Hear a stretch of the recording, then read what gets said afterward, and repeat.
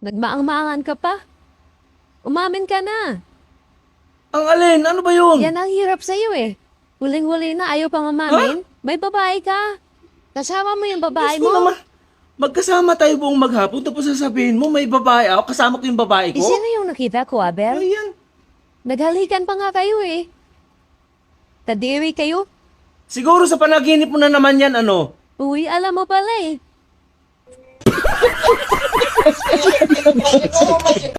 Pare, Oy, pre. ano yan? Ay, kape. Magkakape ka, ang init-init? Gusto ko kasing matulog eh. Naku, ako di ako makatulog pag nakainom ng kape. Eh, naku, baliktad tayo. Bakit? Di ka makatulog pag di nakainom ng kape? Hindi, hindi ako makapagkape pag tulog.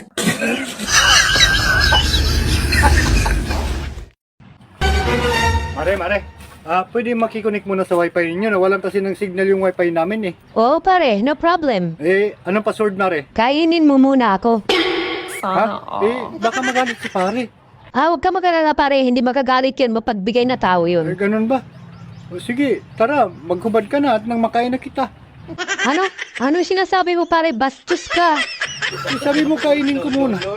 Yun yung password. Kainin mo ako. Ang tanga mo naman. Kung ano-ano yung inisip mo. Kaala ko tsamba na. Sino ba yung witness? Ay, naku, ako po, sir. L3 van po yung nakabangga, color white. Ganun ba? Nakuha mo yung plate number. Ay, naku, hindi po. Ha? Bakit? Wala po kasi akong dalang tools. Ang hirap tanggalin eh. Pag ako naging jowa mo, masasaktan ka lang. Sa masarap na paraan. Hello? Hello babe, may pinapadeliver ako mamaya dyan sa bahay nyo, mga after lunch siguro. Ano yan babe? Chocolate, bulaklak sa teddy bear. Ay wow, sweet naman ng babe ko. Malito bagay. 730 yung babayaran babe, pasuyo na lang.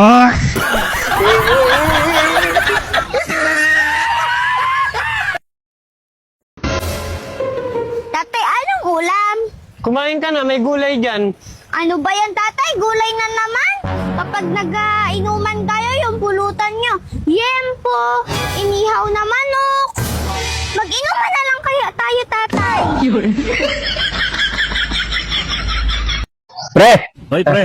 balita ko ay galing ka raw sa ospital ng isang araw. Oo, pre. Pinatingnan ko yung sakit ko. Lumalala na eh. Oh, bakit? Anong sakit mo? Parang masyado na akong nagiging makalimutin, pre. Ganon? Paano mo nasabi? Nung isang araw, hinahanap ko yung sombrero ko. Nakalimutan ko. Suot-suot ko na pala. Oh? Oo, pre. Masyado na akong makakalimutin ngayon. Lahat nakakalimutan ko. Grabe na nga yan, pre. Kailangan patingnan mo na yan. Alin, pre? Yung sakit mo. Anong sakit? Mahal naman, huwag mo naman akong iwan. Pagpasensyahan mo na ako, mahal. Hindi, lalayas na ako. Lagi ka nang lasing, lagi ka nang sa barkada mo. Mahal, lahat gagawin ko. Huwag mo lang akong iwan. O sige, huwag ka nang maglalasing. Iwanan mo na yung mga barkada mo. O sige, lumayas ka na lang.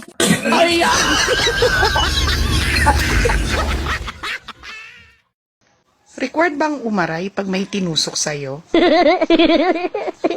Ako kasi, napakagat labi na lang.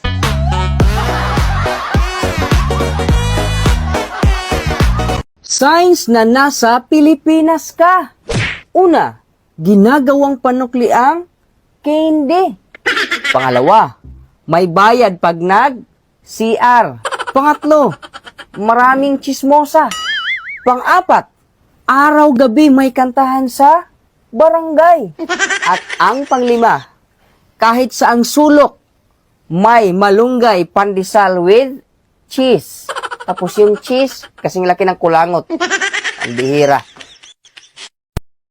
Hoy, reminder lang.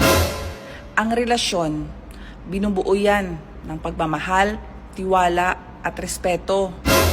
Hindi yung tuwad, pasok at bukaka.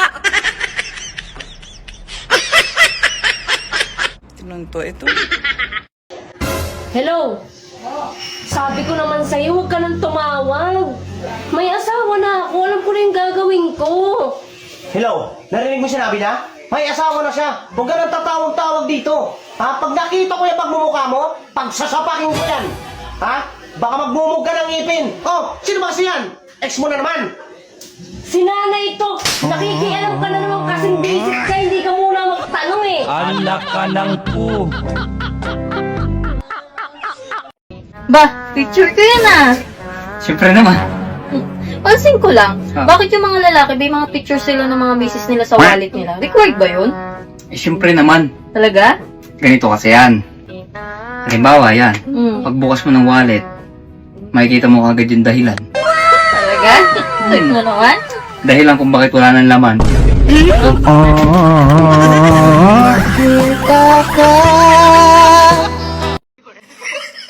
Hoy kuya, umayos ka.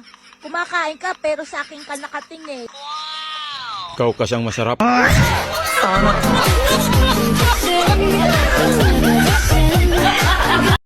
Han, Oh, alam mo ba kagabi, muntik na akong marip dyan sa may kanto eh. ganun? Buti na lang, may dala kang pera.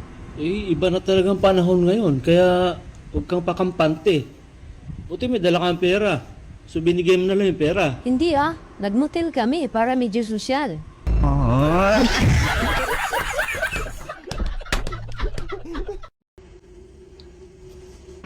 Hello, Hello. How are you? I'm fine. Where is your where is your country? I'm from Singapore. And you? I'm Philippines. How much your age? What do you mean? I mean, where is your age? What? I'm sorry, I'm Pauls. I mean, how many is your age? I don't understand you.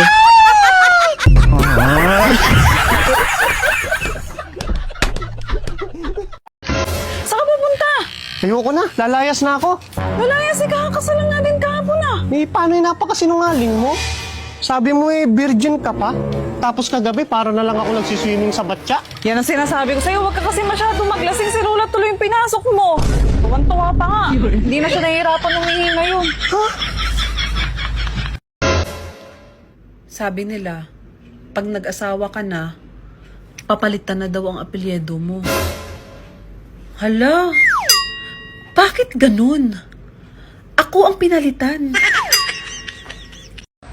Ang ganda mo pala sa personal, no? Thank you. At ang sexy mo pa. Ganun ba? Single ka, no? Oo. Ilan na pala anak mo? 8.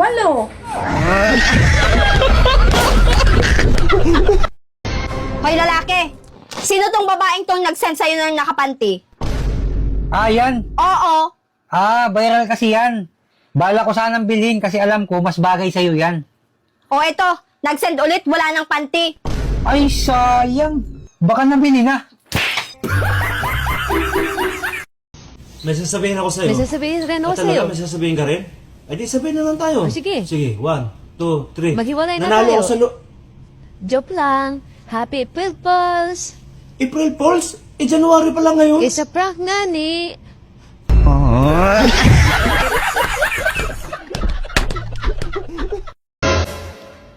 Sabi nila, pag nag-asawa ka na, papalitan na daw ang apelyido mo. Hala, bakit ganun? Ako ang pinalitan. Han, di ba usapan natin, dahil sa kalibugan ko, maghuhulog ako ng 10 piso sa kansya natin, bawat gamit ko sa'yo. Bakit ngayon may 100 buo? Anong nangyari? Ikaw lang naman ang kuripot eh. Si pare hindi. Tay, may third eye ako. Paano mo nasabi? 5 tayo dito sa bahay, pero ako lang ang nakakakita ng mga gawain dito. Ba't kaya masyado akong lapitin sa mga lalaki? Wow! Ang haba ng hair mo. Paano kasi? Nagpapakita ka rin siguro ng motibo. Kaya ganon. Hindi Hindi naman ako ganun. Kung hindi ka ganon, paano kasi? Lahat ng suot mo, halos kita yung kaluluwa mo. Ngayon ko lang alam. Nakikita ba yung kaluluwa? Alam mo, kung hindi mo baguhin yung mga kasuotan mo, talagang hihipuin nila yan. Baka hindi ko alam, nahipo na nga siguro yan eh.